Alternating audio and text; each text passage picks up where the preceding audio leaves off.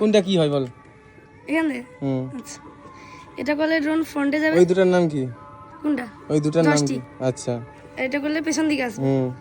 এটা করলে ড্রোন স্টিলড ভাবে এদিকে যাবে, এটা করলে এদিকে আসবে। আচ্ছা, এটা করলে ড্রোন উপর দিকে উঠবে, এটা করলে নিচের দিকে। এটা করলে ড্রোন এরকম ভাবে মারবে, এদিকে করলে এদিকে মারবে। এটা হচ্ছে mood change, cinematic mood, sports mood. কটা মুড আছে? দুটো মুড। তিনটা মুড।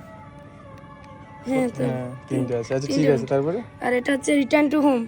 আর টিপলে কি হবে? এটা টিপলে ড্রোন যেখানে থাকুক না কেন, যেখান থেকে উড়েছিল সেখানে বাপাস চলে আসবে। বাহ। তারপর হচ্ছে এটা হচ্ছে ফটো শুট করার জন্য, এটা ভিডিও অন করার জন্য।